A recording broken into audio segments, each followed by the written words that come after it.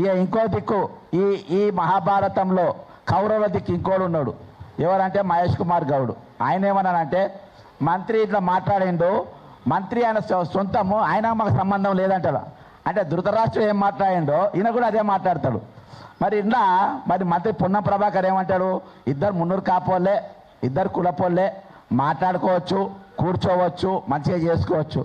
అరే పొన్నం ప్రభాకర్, నేను ఒకటే అనుకుంటా, నువ్వు మంత్రివా బ్రోకర్వా రా, పెళ్ళిల బ్రోకర్వా నువ్వు మంత్రివా పెళ్ళిల బ్రోకర్వా?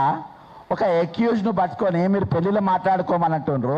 నువ్వు ఒకసారి పింక్ సినిమా చూడు, లేకుంటే వకీల్ సాబ్ సినిమా చూడు, పాత్రలు ఎవరైనా ఉండొచ్చు. నీ గురించి అసలు ఒక అమ్మాయి పైన చేయేసే హక్కు ఎవరికీ ఉండదు. అది మైనర్ అయినా సరే, మేజర్ అయినా సరే. ఈరోజు మేజర్ అని నిరూపించే ప్రయత్నం చేస్తూ ఉండ్రు, కానీ ఇప్పుడే ఆయన బెయిల్ కూడా రిజెక్ట్ అయిందంట. మేజర్ నిరూపించే ప్రయత్నాలు చేస్తూ ఉండ్రు. కానీ ఈరోజు మీరు ఏది చేసినప్పటికీ ఈరోజు ఒక మహిళ పైన, మేజర్ అయిన మహిళ అంటే పైన చేయడానికి హక్కు ఉందా మీకు? దీని మీద కృష్ణకుమార్ అక్క వాళ్ళు ఇంకా చాలా బాగా చెప్తారు. చేసే హక్కు ఉందా మీకు? కాబట్టి ఈరోజు ఇంకొకటి, మంత్రి సురేఖ గారు ఉన్నారు కదా, సురేఖ గారి ఇంట్లో ఒక నేరస్తుడు ఉన్న అర్ధరాత్రి పోలీసులు పోయింది కదా, పోయినప్పుడు అక్కడ సురేఖ గారు కుమార్తె గొడవ చేసింది కదా, మీరు అంతా ఒప్పుకుంటారా? నిన్న నేను 101% ఇన్ఫర్మేషన్ ప్రూఫ్ లేని ఎక్కడికి పోను మీ అందరికీ తెలుసు, ప్రూఫ్ లేని పోను. నిన్న పొద్దుగాల 101% ఈ బండి సంజయ్ కొడుకు ఎవరైతే అక్యూజ్డ్ ఉన్నాడో ఆయన రేవంత్ రెడ్డి గారి ఇంట్లో ఉండే, బండి భగీరథ కార్ అక్కడ ఉండే, అక్కడ బయట కారుకు పువ్వు గుర్తు కూడా ఉండే, నేను పక్కాగా 2 రౌండ్లు కొట్టిన తర్వాత ఆ ఇంటి కాడికి విత్ కెమెరాస్ పోయినా. రాత్రి నన్ను అక్కడ సీఏ అడుగుతారు, ఈ శంకర్ అంటే ఎవరు, ఆయన ఇంకొక మన మైక్ టీవీ కారణం, ఈ మైక్ ఎవరిది అంత ఎంక్వైరీ చేస్తున్నారు, కేసులు పెడతారంట ఎవరెవరని. అక్కడ పైన ఛానల్ ఎవరెవరు పోయినాయో అన్ని ఛానళ్ళ పైన కేసులు పెట్టడానికి ఇంతకుముందు ఇంకా మా బ్యాంక్ అకౌంట్లు తీస్తుండ్రు, నా బ్యాంక్ అకౌంట్ తీస్తుండ్రు. ఆ బ్యాంకులో ఏమేమి ఉన్నాయి, నా బ్యాంకులో ఎక్కడికి వెళ్ళి పైసలు ట్రాన్స్ఫర్ అయ్యింది ఏందని అన్ని కూడా ఆరాధిస్తుండ్రు. ఎక్కడెక్కడ అంటే కేంద్ర ప్రభుత్వం వాళ్ళ చేతుల్లో ఉన్నాయి కదా, మరి ఈడీ కేసులు పెడతారో బోడీ కేసులు పెడతారో కానీ మొత్తానికి అన్నీ కూడా చూస్తూ ఉండరు. కాబట్టి ఈరోజు ఆయన ఇల్లు బండి సంజయ్ కుమార్, ఎందుకంటే ఇద్దరు బండి సంజయ్ గారు కానీ రేవంత్ రెడ్డి గారు ఇద్దరు ఒకటే క్యారెక్టర్. ఇందాక గణపతి సార్ చెప్పినట్టు 79 క్రిమినల్ కేసులు ఉన్నాయి, అలా 420 కేసులు 4 ఉన్నాయి రేవంత్ రెడ్డి గారి మీద. కాబట్టి నేరస్తు ఒకటి. నరేంద్ర మోడీ గారి ముందు ఒక అక్యూజ్డ్ తండ్రితో కూర్చొని మీరు ఇద్దరు మాట్లాడుకున్నారు, నువ్వు ఏం చెప్పాలి ముఖ్యమంత్రి అంటోని, అరే నీ కొడుకుని తీసుకొస్తా అండర్ చేయబ్బా పెద్దగా తట్టుకుంది అని అనాలి. కానీ వీళ్ళు ఏం చేసిరు, అట్లా అనుకుంటా ఏం కాదు నేను చూసుకుంటా. అసలు ఇన్విటేషన్లో బండి సంజయ్ పేరు లేదు, అక్కడ నరేంద్ర మోడీ ప్రోగ్రామ్ షీట్లో బండి సంజయ్ పేరు లేదు.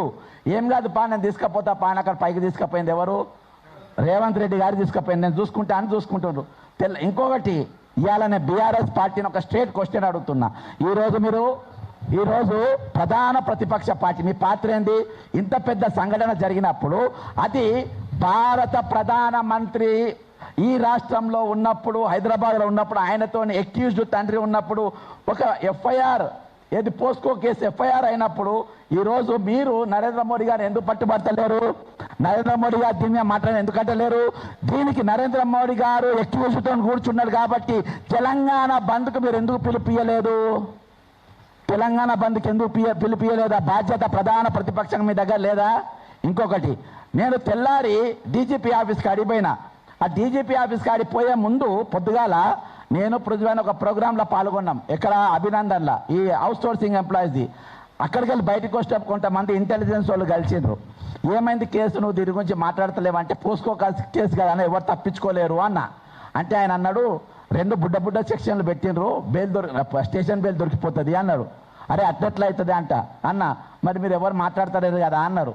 అప్పటికప్పుడు నేను ఒక డాక్యుమెంట్ తయారు చేసుకొని డీజీపీ ఆఫీస్ ముందు పోయి కూర్చున్న తర్వాత కవిత వేర్ ఆర్ యూ అన్న, తీర్మాన్ మల్లె వేర్ ఆర్ యూ అన్న, కోదండరామ్ వేర్ ఆర్ యూ అన్న, మీరు ఎక్కడ కనబడతలేరు అన్న తర్వాత కవిత నేను వచ్చింది. ఆ చిన్నపిల్లగాడు అసలు మాట్లాడద్దని చిలుక పలుకు పలికిపోయింది. అంటే ఇదంతా ఏంటంటే ఒక దండుపాలెం గ్యాంగ్ అన్నట్టు తెలంగాణలో.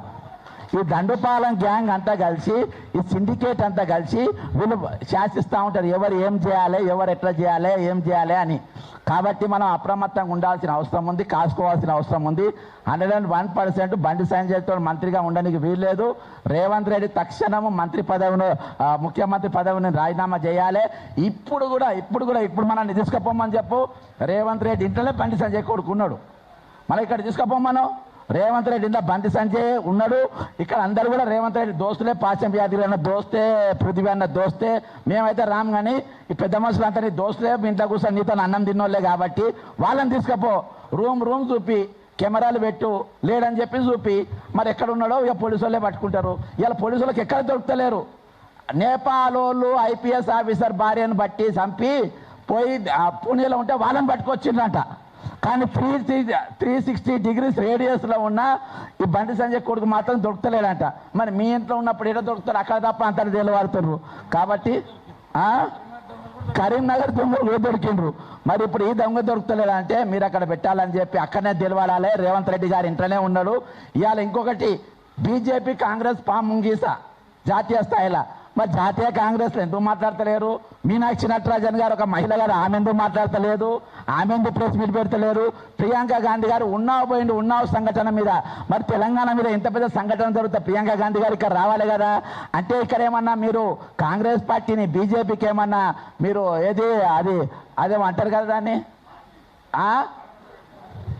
లేదు అది కాదు, ఇంకోటి ఇస్తారు, ఇట్లా వాళ్ళు ఇస్తారు కదా, లీజ్కి ఇస్తారు కదా, ఫ్రాంచైజ్. బీజేపీకి ఫ్రాంచైజ్ ఇచ్చిండ్రు అయింది, అదే అనుమానం వస్తుంది. మొత్తం బీజేపీకి ఫ్రాంచైజ్ ఇచ్చినట్టుగా కనబడుతుంది. ఎందుకంటే ఇక్కడ బాయ్ లెక్క పనిచేస్తుండ్రు. ఏది ఏమైనప్పటికీ పృథ్వీ అన్న బ్రహ్మాండమైన కార్యక్రమం తీసుకుంటూ వాళ్ళ డిమాండ్స్కి అన్నిటి కూడా నేను కూడా ఏకీభవిస్తున్నా. ఈ ఉద్యమం జరగాల్సిన అవసరం ఉంది. ఇంకొక మహిళ అనుకుంటుంది, మా పాప చాలా వీరవనిత, అన్న చాకలి ఐలమ్మ. ఎందుకు వీరవనిత? అటువంటి అమ్మాయిలు దాదాపు 10-15 మంది ఉన్నారు. ఈ ఒక్క అమ్మాయి కాదు, 10-15 మంది ఉన్నారు. అది చేపట్టి యూనివర్సిటీకి వెళ్ళి పూరగాన్ని తీసి బయటపడేసిండ్రు. ఇంకోటి, పూరగాడు అన్ని అలవాట్లు ఉన్నాయి. ఈరోజు ఆ పిల్లగాని జీవితంలో విలన్లు ఆ అమ్మాయో నువ్వు నేను మనం కాదు, వాళ్ళ అయ్యనే బండి సంజయ్ విలన్. ఈరోజు భగవంతుడు పిల్లల్ని దేవుడు నమ్మిస్తాడు. దేవుడు నమ్మి, అరే బాబు నువ్వు నా పిల్లల్ని జాగ్రత్త పెంచని మన పిల్లల్ని ఇస్తాడు. అసొంటి వాళ్ళని డ్రగ్ ఎడిక్ట్గా, వ్యభిచారులుగా మంది పిల్లల్ని పాడు చేయమని పంపితే అది ఎంతవరకు కరెక్ట్? దేశం కోసం, ధర్మం కోసం అని చెప్పి మరి నాయకుడు ఈరోజు ఆలోచించాలి. ఈరోజు మీరు మాట్లాడాలి ఈరోజు. కాబట్టి ఈరోజు ఆ డిమాండ్స్ అన్నీ కూడా ఏవి పెట్టినా కానీ అందరూ కూడా ఏకీభవించాలి. ఉద్యమం మాత్రం చాలా పెద్ద ఎత్తున జరగాలి. అన్నిటికంటే ఎక్కువ అంటే ఈరోజు తెలంగాణ బంధు అనేది ఖచ్చితంగా ఈ సంఘం ద్వారా మనం ఇక్కడికి ఒక పిలుపు ఖచ్చితంగా ఇవ్వాల్సిన అవసరం ఉంది. ఆ అమ్మాయితో మనం మద్దతుగా నిలబడాల్సిన అవసరం ఉంది. ఆ కుటుంబంతో మద్దతుగా మనం ఉండాల్సిన అవసరం ఉంది. ఎవరెవరైతే క్యారెక్టర్ అసాసినేషన్ చేసిండ్రో వాళ్ళని చెప్పుతో కొట్టినా ఏం తప్పు ఉండదు. నేను కూడా వాళ్ళతో వస్తా. జై తెలంగాణ, అమరవీరులకు జోహార్లు. అన్న థ్యాంక్స్ అన్న. ఒక మంచి జనానికి ఏదైనా మొదలు చెప్తే మాకు కూడా మంచిగానే ఉంటుండే. ముఖ్యమంత్రి ఇంటికాడనే ఉన్నాడని చెప్పని ఆ భగీరథ అంటాడు ఇంటికాడనే కూడా కారు కూడా చూసినా అని చెప్పిండు అన్న. నేనేమనుకున్నా అంటే ఆ భుజమే చేసినాడు అటు నుంచి అడ్డ పట్టుకపోయినావు గాలి మోటార్లు పట్టుకొని నరేంద్ర మోడీ నేను అనుకున్నా. నిజంగా అనుకున్నా నేను అట్లే. కానీ ఇప్పుడు రేవంత్ రెడ్డి దగ్గరనే కూడా మరి వీళ్ళు మధ్యరాత్రి ఇక్కడ ఇప్పుడు 2 ఎయిర్పోర్ట్లు కదా, ఆడపోయి పట్టుకుంటే ఇడికెళ్ళి బేగంపేటలకి వెళ్ళి కూడా పంపించచ్చు కదా.